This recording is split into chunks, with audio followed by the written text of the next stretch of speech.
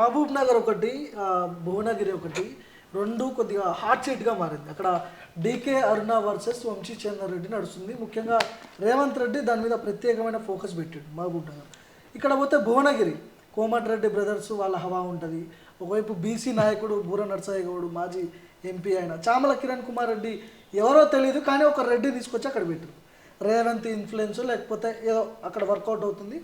రాష్ట్రంలో అధికారంలో కాంగ్రెస్ పార్టీ ఉంది కాబట్టి ఎవరిని నిలబెట్టినా గెలుస్తారు కాబట్టి అక్కడ ఆయనకి ఇచ్చిన అనేది ఒక చర్చ జరుగుతుంది. ఎట్లా ఉంటుంది భువనగిరి మహబూబ్ నగర్ ఎట్లా ఉండబోతుంది అన్న?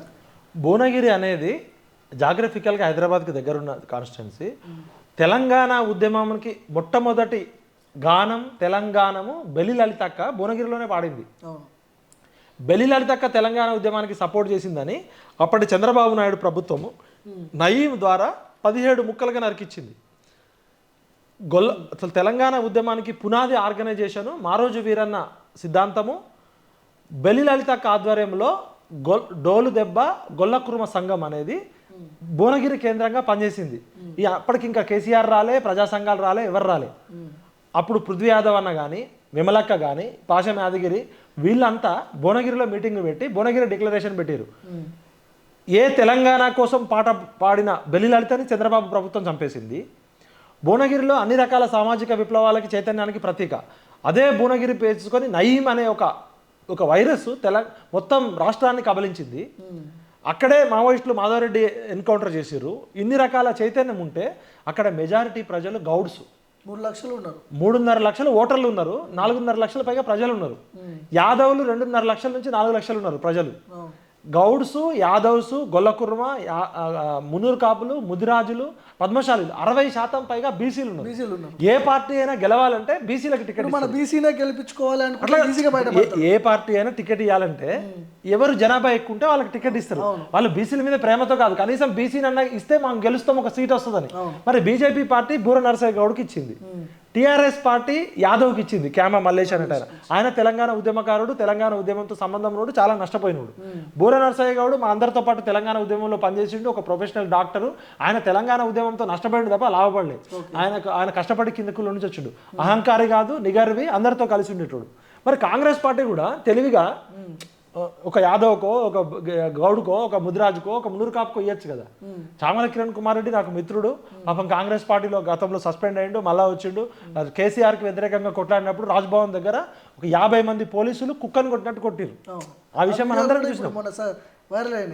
ఇప్పుడు కిరణ్ కుమార్ రెడ్డి, చామల కిరణ్కి న్యాయం చేయాలంటే ఏదైనా చేయొచ్చు. 60% బీసీలు ఉన్న దగ్గర నల్గొండ జిల్లాలో ఇప్పటికే రెడ్ల పెత్తనం ఉందని ప్రతి చదువుకున్నోడు తిట్టుకుంటున్నాడు. అరే తెలంగాణ నల్గొండ అంటే రెడ్డి అచ్చిరెడ్డి, పిచ్చిరెడ్డిలు, అచ్చిరెడ్డి అనుకుంటున్నప్పుడు మీరు బహిరంగంగా బీసీల ఆకాంక్షలకు విరుద్ధంగా 60% ప్రజలని తుంగలో తొక్కి నీ మిత్రుడు అని చెప్పి టికెట్ ఇచ్చినావు. నీ మిత్రుడు అయితే ఒక కార్పొరేషన్ చైర్మన్ ఇవ్వాల్సి ఉండే, లేకపోతే ఒక ఎమ్మెల్సీ ఇవ్వాల్సి ఉండే, లేకపోతే ఇంకేదన్నా ఇవ్వాల్సి ఉండే. నువ్వు 60% ప్రజల బీసీల గొంతు కోసి అక్కడ నేను టికెట్ ఇవ్వడంతో ఇవాళ అక్కడ ఏమైంది, ఒక బీసీ ఉద్యమానికి రేవంత్ రెడ్డి నాంది పలికిండు. ఏ కులగణన చేయాలి, సామాజిక న్యాయం జరగాలి, బీసీలకు అన్యాయం జరిగిందని చెప్పినప్పుడు భువనగిరి కాంగ్రెస్ పార్టీకి అంచుకోట కదా, నల్గొండ కాంగ్రెస్ పార్టీకి అంచుకోట కదా. మరి నల్గొండలో ఒక టికెట్ ఇవ్వాలి కదా. ఉన్న 2 సీట్లు ఆల్రెడీ జానారెడ్డి గారు కాంగ్రెస్ పార్టీలో ఎంత కష్టపడాలి అంత కష్టపడ్డాడు, ఎంత ఎంజాయ్ చేయాలి అంత ఎంజాయ్ చేసిండు. వాళ్ళ ఒక కొడుకు ఎమ్మెల్యే, ఇంకొక కొడుకు ఎంపీ. అంటే ఇక ఫ్యామిలీ క్లబ్లా అంటే మీకేమైనా సోయిందా, ప్రజలు ఏమనుకుంటున్నారు అనేది? అంటే మీరేమైనా ఫ్యూడల్ ల్యాండ్ లార్డ్ల సంస్థలు అంటే తెలంగాణ రజాకార్ల టైంకి తీసుకెళ్ళబోతున్నారా? అంటే తెలంగాణ నల్గొండ అంటే కొంతమంది పిడికడి మంది రెడ్లు, ఖమ్మం అంటే కొంతమంది కమ్మలు, అంటే ఇట్లా జిల్లాలు ఫ్రాంచైజ్ ఇస్తున్నారు. మీరేమైనా కుటుంబాలకి అవకాశం లేదా? 100% ఓడిపోతాడు. ఒకవేళ పోల్ రేవంత్ రెడ్డికి ఏం బలం ఉంది? కాదు రేవంత్ రెడ్డి అయినా కాంగ్రెస్ పార్టీ కుటుంబం నుంచి వచ్చిండా? నల్గొండ కాంగ్రెస్ రేవంత్ రెడ్డి టీడీపీ నుంచి వచ్చిన నాయకుడు. రేవంత్ రెడ్డి గారే ఒకసారి మాతో అన్నాడు, నేను నల్గొండ పాలిటిక్స్ లో వేలు పెట్టాను, అక్కడ కోమటిరెడ్డి బ్రదర్స్, ఉత్తమ్ కుమార్ రెడ్డి, జానారెడ్డి, హేమా ఎంఈలు ఉంటారు, నేను నల్గొండ పాలిటిక్స్ లో అసలు ఏలే పెట్టాను అని చెప్పి. ఇంతమంది రెడ్ల నుంచి కూడా అక్కడ కోమటిరెడ్డి బ్రదర్స్ ఇన్ఫ్లుయెన్స్ పనిచేస్తే గెలిపించుకోవాలా? చామలని రాజగోపాల్ రెడ్డి గారు నాకు మిత్రుడే, బోలా శంకరే, ఆయన తెలంగాణ క్యారెక్టర్కి సూట్ అయ్యే క్యారెక్టర్, ఆయన దాచుకోడు, ఉన్నది ఉన్నట్టు మాట్లాడుతాడు. తెలంగాణ ఉద్యమంలో వాళ్ళు నష్టపోయారు, కోమటిరెడ్డి బ్రదర్స్ పార్టిసిపేట్ చేశారు. కానీ మీకైనా ఉండాలి కదా సోయి. 60% ప్రజలు బీసీలు ఉన్నప్పుడు బీసీలకు టికెట్ ఇవ్వాలని ఉండాలి కదా. ఒక ఆయన నా భార్యకి టికెట్ ఇవ్వమంటాడు, ఒక ఆయన అన్న కొడుకు టికెట్ ఇవ్వమంటాడు. ఏంద్రా భయ్ మీరు ఇక్కడ ఈ ఫ్యామిలీ క్లబ్లు పెడుతున్నారా? అంటే ఇప్పటికే కాంగ్రెస్ పార్టీ మొన్నటిదాకా కేసీఆర్ని కుటుంబ పాలన అని తిట్టిర్రు. కేసీఆర్ కుటుంబంలో కవితారావు, కేసీ రావు, కేటీ రావు, సంతోష్ రావు, ఆయన వినోద్ రావు, ఈ రావులు ఉన్నంత కాలం ప్రజలకు ఏమి రావు అని తిట్టిర్రు. అది మేము నమ్మి మీకు వేస్తే అచ్చిరెడ్డి బాయ్ పిచ్చిరెడ్డి, పిచ్చిరెడ్డి బాయ్ అచ్చిరెడ్డి, అంటే రెడ్డి అనే తోకుంటే చాలా. మీరు చెప్పిన లైన్ చూస్తుంటే బీసీ ఉద్యమం ఒకవేళ తిరగబడితే బీసీలు అందరూ తిరగబడితే ఆల్రెడీ ఖచ్చితంగా ఓడిపోతుంది కాంగ్రెస్. భువనగిరిలో చామల కిరణ్ కుమార్ రెడ్డికి టికెట్ ఇచ్చి రేవంత్ రెడ్డి అయినా మంచి పని చేసిండు. ఇలా బీసీలంతా రాష్ట్ర వ్యాప్తంగా ఉన్న బీసీలంతా ఏకమవుతున్నారు. ఇప్పుడు అన్యాయం ఉన్నంత కాలం తిరుగుబాటు ఉంటుంది. ఎక్కడ అణిచివేత ఉంటుందో అక్కడ తిరుగుబాటు ఉంటుంది. ఎక్కడ అన్యాయం జరిగితే అక్కడ విప్లవం వస్తుంది. విప్లవం అంటే తుపాకులే పట్టక్కర్లే, లేకపోతే రోడ్ల మీదకి రాకర్లే, భావవ్యాప్తి ద్వారా కూడా. ఇవాళ తెలంగాణ సమాజంలో పర్సెప్షన్ మేనేజ్మెంట్ నెరేటివ్ చేంజ్ చేసేది బీసీలు. బీసీలు ఏమనుకుంటే అది అవుతుంది. రాబోయే కాలం బీసీల యుగం. కానీ ఎమ్మెల్యేలు భారీ మెజార్టీతో గెలిచారు. అక్కడ మందుల సామెల్ కావచ్చు, ఎమ్మెల్యేలు గెలిచింది కావచ్చు, వీళ్ళందరూ పెద్ద ఎత్తున ఎమ్మెల్యేలు గెలిచారు ఉమ్మడి నల్గొండ జిల్లా వ్యాప్తంగా. ఆ ఎఫెక్ట్ ఉండదా ఎమ్మెల్యేల ఎఫెక్ట్? సరే, ఇప్పుడు ఎమ్మెల్యేల ఎఫెక్ట్ ఉంటుంది అనుకుంటే ఇప్పుడు ఎవడన్నా రిజైన్ చేయమనండి ఒకసారి. ఇప్పుడు కనుక ఎలక్షన్స్ పెడితే అసెంబ్లీ ఎలక్షన్స్ లో వచ్చిన దానికి రివర్స్ వస్తుంది. ప్రజలు ఎప్పుడు డైనమిక్గా ఉంటారు. ఎమ్మెల్యేలు చెప్తానో, ముఖ్యమంత్రులు చెప్తానో, ప్రధానమంత్రులు చెప్తానో ఓట్లు వేసే కాలం పోయింది. ప్రజలు ఒక కుటుంబంలోనే నలుగురు ఉంటే నలుగురు 4 రకాల ఓట్లు వేస్తున్నారు. ఎవడు చెప్తే ఎవడు ఓటేసే కాలం పోయింది. ఏదో పేదరికం ఉన్న చోట ఓట్లకి నోట్లు డబ్బులు ఇచ్చో, సారా సీసా ఇచ్చో కొంతమంది పేదోళ్ళని ఓట్లు వేయించుకుంటున్నారు కదా. చదువుకున్న ప్రతి ఒక్కడు ఆలోచిస్తున్నాడు. ఆలోచించే ప్రతి ఒక్కడు కూడా సామాజిక న్యాయం కోరుకుంటున్నాడు. సమాజంలో అన్యాయం జరిగినంత కాలం ఈ ఆరాటము పోరాటం ఉంటుంది. న్యాయం అంటే ఏంటి? ఎవరికి దక్కాల్సింది వాళ్ళకి దక్కడమే న్యాయం. రాజ్యాంగం ఏం చెప్తుంది? రాజ్యాంగ ప్రవేశిక పీఠిక భారతదేశ ప్రజలమైన మేము మాకుగా సమర్పించుకుంటున్న ఈ రాజ్యాంగము సామాజిక న్యాయము, ఆర్థిక న్యాయము, స్వేచ్ఛ స్వాతంత్రాలను అందిస్తామని మనకి మనం తెచ్చుకున్నాం కదా. మన ప్రజాప్రతినిధులు మనకి విరుద్ధంగా ఉంటే ప్రజలు ఎందుకు వేయాలి? ఇలా రెడ్లలో చాలా మంది తెలంగాణ కోసం సాక్రిఫైస్ చేసిరు. సాయుధ తెలంగాణ పోరాటంలో భీమిరెడ్డి నరసింహారెడ్డి కానీ పెద్ద ఉన్నారు. వాళ్ళందరికీ పాదాభివందనాలు. వెలమధరల్లో కూడా చాలా మంది సమాజం కోసం పనిచేసారు. మేము వెలమలకు వ్యతిరేకం కాదు, రెడ్లకు వ్యతిరేకం కాదు, బ్రాహ్మణులకు వ్యతిరేకం కాదు, వైశ్యాస్కి వ్యతిరేకం కాదు, ఎవ్వరికి వ్యతిరేకం కాదు. మాకు మేము అనుకూలంగా కొట్లాడతాం. మా 55% వాటా వచ్చే వరకు ఈ పోరాటం ఉంటుంది. మాకు అడ్డంగా ఎవడన్నా వస్తే దమ్ముంటే రండి. జనబలం మాది, బుద్ధిబలం మాది. ఈ దేశంలో బ్యాక్వర్డ్ క్లాసెస్ కాదు మేము, brilliant and creative communities. We are backbone of this nation. మా శ్రమ నుంచి, మా ఉత్పత్తి నుంచి ఇలా సంపద సృష్టించబడ్డది. ఒక కమ్మరి పని చేస్తే, ఒక కుమ్మరి పని చేస్తే, ఒక చాకలి పని చేస్తే, ఒక మంగలి పని చేస్తే ఊరు నడుస్తుంది. ఊర్లలో ఒక రెడ్డి ధర లేకపోయినా, ఒక వెలమ ధర లేకపోయినా, ఒక కమ్మ ధర లేకపోయినా ఊరేం ఆగిపోదు. కానీ ఈ బీసీలు, ఎస్సీ ఎస్టీలు, ఈ శ్రామిక కులాలు లేకపోతే ఊరే ఆగిపోతుంది. ఇవాళ శ్రమ నుంచి సంపదను సృష్టించింది మేము, పనిచేసే చేతులు మాయి. భూములు మీకెట్లా వచ్చినాయిరా? మీరేమన్నా భూములు సృష్టించిర్రా? మీ అయ్యలు ఏమన్నా తయారు చేసిర్రా భూములు? మీ తాతలు ఏమన్నా? మీరు కబ్జాలు పెట్టిరు, కబ్జా కోర్లు కాబట్టి మీకు 1000 ఎకరాలు ఉన్నాయి. మా తాతలు కూడా భూములు మీలా కబ్జా పెడితే మేము కూడా దొరలమే కదా. ఇంకా మీరు దొరలు కాదు, శాలివాహన రాజులు ఉన్నారు, ఇలా కుమ్మరులు రాజులు ఉన్నారు. ఇలా గతంలో బీసీలంతా ఒకప్పుడు రాజులు. శాలివాహన రాజ్యం తెలుసు మీకు. అదేవిధంగా నాయి బ్రాహ్మణులు రాజులు ఉన్నారు, నందులంతా మంగళోళ్ళు. మేము రాజ్యాలు వెళ్ళినాం ఒకప్పుడు. ఎవడి కెపాసిటీ ఉంటే వాడిది రాజ్యం. ఇవాళ మీరు భూస్వాములు, ఆసాములు అయ్యి మేమే పరిపాలించాలంటే వెల్కమ్ రెడ్డి రాజ్య పాలనకి చరమగీతం పాడుతాం. సామాజిక తెలంగాణ అనే నిజమైన పోరాటం. భౌగోళిక తెలంగాణ అనేది ఫేజ్ 1. ఎల్లయ్య పోయి మల్లయ్య పోయి పుల్లయ్య, ఓ చంద్రబాబు నాయుడు అనే కమ్మదొర పోయి, ఒక కేసీఆర్ అనే ఒక వెలమదొర, కేసీఆర్ అనే వెలమదొర పోయి రేవంత్ రెడ్డి అనే రెడ్డి దొర వస్తే కాదు. మీరు మా ప్రజల ఆకాంక్షలకు అనుగుణంగా ఉంటే మిమ్మల్ని నెత్తిన పెట్టుకుంటాం. మీరు మాకు రావాల్సిన వాటా, మీరు 5% కూడా లేరు, 1% కూడా లేరు, 0.4% ఉన్న వెలమలు ఎంత తినాలో అంత తిని కక్కుతున్నారు. ఇవాళ వాళ్ళు లక్షల కోట్ల సంపద పెట్టుకున్నారు. వాళ్ళ జనాభా ఎంతో. మేము ఈ మైనారిటీ కులాలకు రిజర్వేషన్ ఇస్తాం రాబోయే కాలంలో. రెడ్లు ఎంతమంది ఉంటే అంతమందికి న్యాయబద్ధంగా వాళ్ళకి వాటా వచ్చేటట్టు చేస్తాం. వెలమలు ఎంతమంది ఉంటే వాళ్ళకి అన్ని సీట్లు ఇస్తాం. బ్రాహ్మణులు, వైశ్యాలకు అసలు రిప్రజెంటేషన్ లేకుండా పోయింది. బ్రాహ్మణులు రాజకీయాల్లో ఉండద్దా? వైశ్యాస్ ఉండద్దా? అంటే కేవలం మీరు భూస్వాములు, ఆసాములై కాంట్రాక్టర్లు మీయే, మీడియా సంస్థలు మీయే, వ్యాపారాలు మీయే, అక్రమ దందాలన్నీ మీయే. ఇది నడవదు. ఎందుకంటే సమాజంలో జరిగే సంఘర్షణ వాటాల కొట్లాట, ఎవరి వాటా వాళ్ళకు వచ్చేదాకా ఈ సామాజిక తెలంగాణ కోసం మరో పోరాటానికి మేము సిద్ధమైనాం. రెండు పార్లమెంట్ల గురించి మాట్లాడుకొని ముగిద్దాం. సికింద్రాబాద్ ఒకటి, మహబూబ్ నగర్ ఒకటి, రెండు టఫ్ ఫైట్ నడుస్తూ ఉన్నాయి. భువనగిరి కూడా 3. సో సికింద్రాబాద్ మహబూబ్ నగర్ ఎట్లుండబోతుంది, అక్కడ ఏ పార్టీ గెలిచే అవకాశం ఉంది? మీ సికింద్రాబాద్ అనేది స్వతహాగా కూడా అర్బన్ ఓరియంటెడ్. అక్కడ ముస్లిం పాపులేషన్ 3.5 lakhs to 4 lakhs ఉంది. మైనారిటీలు ఉన్నారు, పేద దళిత క్రిస్టియన్స్ ఉన్నారు, రెడ్డి క్రిస్టియన్స్ ఉన్నారు. క్రిస్టియన్స్ మైనారిటీస్ కనుక గుండు గుత్తా ఓటేస్తే దానం నాగేందర్కి అడ్వాంటేజ్ ఉంటుంది. ఇక్కడ రేవంత్ అన్నకి తెలియకుండా ఇంకో డ్యామేజ్ ఏం జరిగిందంటే, దానం నాగేందర్కి టికెట్ ఇవ్వడం వల్ల, ఇదే రంజిత్ రెడ్డికి టికెట్ ఇవ్వడం వల్ల, ఇదే కేశవరావుని తీసుకోవడం వల్ల, ఇదే బొంతు రామ్మోహన్ని, ఇదే సునీతా మహేందర్ రెడ్డిని తీసుకోవడం వల్ల నిన్నటి దాకా మనం టీఆర్ఎస్ నా కొడుకులు దొంగ కొడుకులు, వీళ్ళంతా కబ్జాదారులు, భూ కబ్జాలు మింగిర్రు, వీళ్ళంతా పిచాచాలు అని చెప్పి తిట్టినావు. అదే పిచాచాలని, అదే వైరస్ని తెచ్చుకున్నావు. నువ్వు ప్రజాబలమును నాయకుని తెచ్చుకో, కులాలకి మతాలకు అతీతంగా. ప్రజలు చీదరించుకుంటున్న కబ్జాదారులను తెచ్చుకొని రంజిత్ రెడ్డి అనేటోడు 800 కోట్ల దానా స్కామ్ చేసిండని మీరే ఆరోపించారు. రంజిత్ రెడ్డికి ఏం అర్హత ఉందని కాంగ్రెస్ పార్టీ టికెట్ ఇచ్చారు. ఇదే కేశవరావు అనే వ్యక్తి సిడబ్ల్యూసీ మెంబర్గా ఉన్నాడు, 2 రాష్ట్రాలకు ఇన్ఛార్జ్గా ఉన్నాడు, వెస్ట్ బెంగాల్ జార్ఖండ్కి. ఒక టాప్ లెవెల్లో ఉన్నాడు. ఒక ఎమ్మెల్సీ టికెట్ రాజ్యసభ టికెట్ వేయలేదని చెప్పి కేసీఆర్ దగ్గరికి వచ్చి కవిత ముందు కేటీఆర్ ముందే పరువు తీసుకున్నాడు సగం వెన్నెంకలేక. కేసీఆర్ ఆయన నెత్తి మీద పెట్టుకొని రాజ్యసభ ఇచ్చిండు, ఆయన కొడుక్కి నామినేటెడ్ పోస్ట్ ఇచ్చిండు, ఆయన కూతురికి మేయర్ ఇచ్చిండు. కేసీఆర్కి కరెక్ట్గా ఎక్కడ పెట్టాలో అక్కడ పెట్టిండు. ముక్కులో పెట్టాలో ముక్కులో పెట్టిండు, చెవులో పెట్టాలో చెవులో పెట్టిండు. కేసీఆర్ కరెక్ట్ జరిగింది. కేశవరావు గారు జ్ఞాని కావచ్చు, ఇంగ్లీష్లో మాట్లాడవచ్చు, అద్భుతమైన మేధావి కావచ్చు, కానీ జనంలో నిలబడితే 10 ఓట్లు రావు. బొంతు రామ్మోహన్ అనేట ఆయన జిహెచ్ఎంసీలో చాలా స్కాములు చేసిండు, అవినీతి ఆరోపణలు ఉన్నాయి, 200 కంప్లైంట్లు వచ్చినాయని మీరే చెప్పారు. మరి బొంతు రామ్మోహన్కి టికెట్ ఇద్దామని ట్రై చేసారు. ఇదే దానం నాగేందర్ ఒకప్పుడు, ఇవాళ దానం నాగేందర్ అంటే భూ కబ్జాదారుడు అనే పేరు ఉంది, మాకు దూర బంధువే కావచ్చు, మా సామాజిక వర్గమే కావచ్చు, దూద్ కా దూద్ పానీ కా పానీ. దానం నాగేందర్కి తెలంగాణ ఉద్యమంలో మమ్మల్ని అందరినీ ఉరికించి కొట్టిన తెలంగాణ ఉద్యమానికి ద్రోహి అని చెప్తాం. ఏ పార్టీ అధికారులు ఉంటే ఆ పార్టీలో టీడీపీ అధికారులు ఉంటే టీడీపీలోకి పోతాడు, కాంగ్రెస్ అధికారులు ఉంటే కాంగ్రెస్ అధికారులు పోతాడు, టీఆర్ఎస్ అధికారులు టీఆర్ఎస్. దానం నాగేందర్ తప్ప మీకు ఎవరు దొరకలేదా? దానం నాగేందర్కి టికెట్ ఇవ్వడం వల్ల కిషన్ రెడ్డి గారికి చాలా ప్లస్ పాయింట్ అయింది. అక్కడ రంజిత్ రెడ్డికి టికెట్ ఇవ్వడం వల్ల కొండా విశ్వేశ్వరరెడ్డి గారికి చాలా ప్లస్ పాయింట్ అయింది.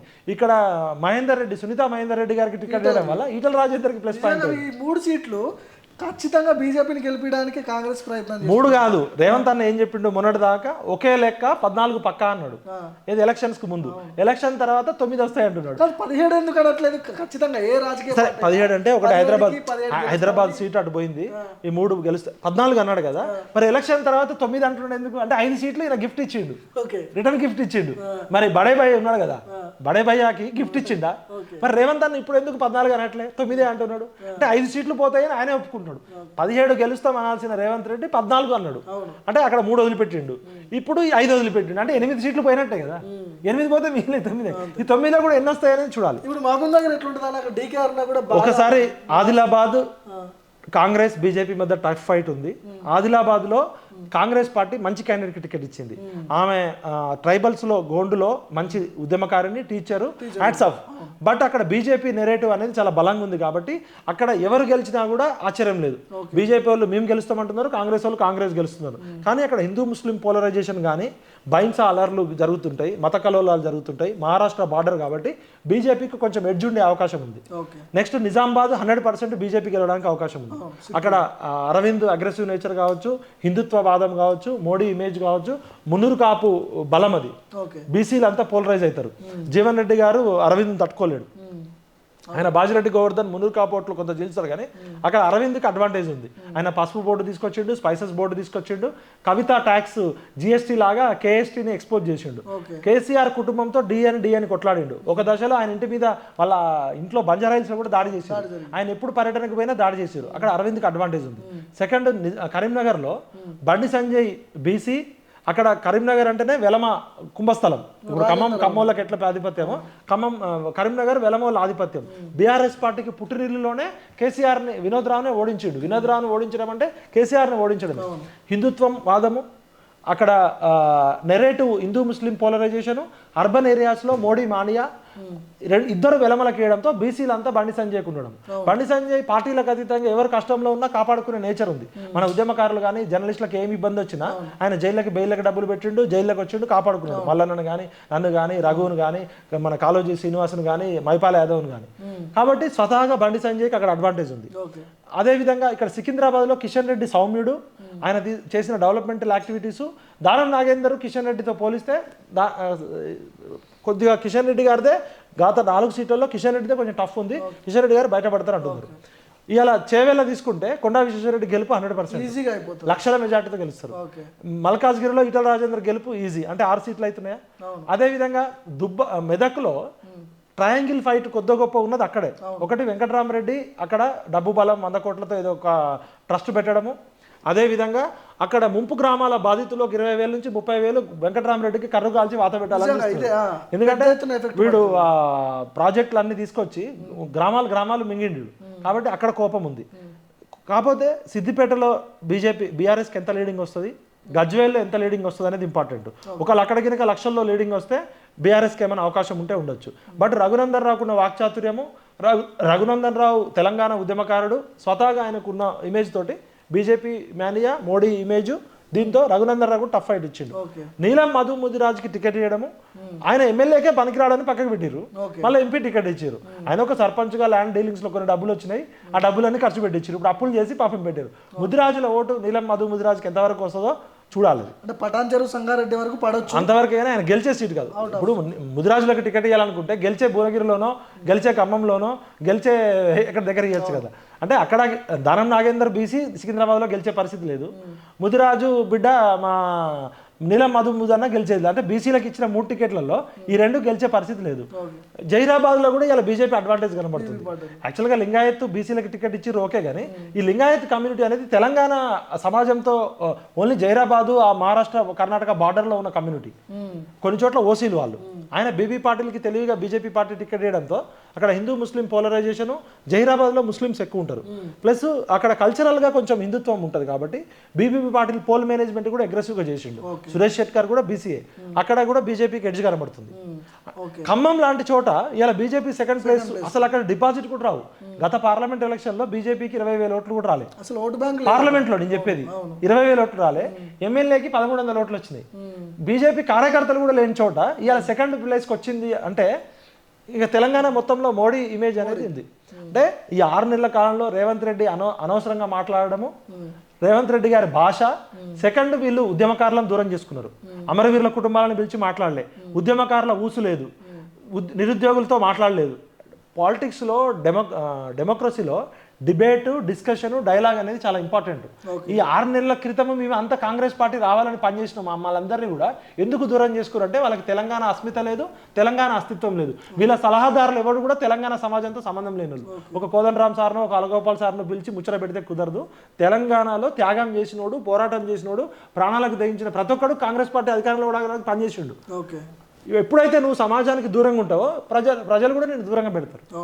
ఇవాళ ఎందుకు బీజేపీ ఇంత అగ్రెసివ్గా వచ్చిందంటే బీఆర్ఎస్ పార్టీ ఓటు బ్యాంక్ అనేది మొన్న 37% ఉండే, కాంగ్రెస్ 39% ఉండే. మొన్న 14% ఉన్న బీజేపీ ఇవాళ దాదాపు 30%కి దాటుతుంది.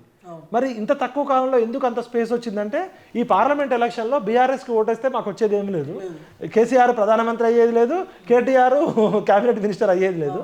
వీళ్ళు తెలంగాణ ఉద్యమంలో అన్ని సీట్లు ఇచ్చినప్పుడే పార్లమెంట్లో ఏం పీకలేకపోయారు, బీజేపీకి డబ్బా కొట్టిరు, లేకపోతే బాయ్కాట్ చేసిరు.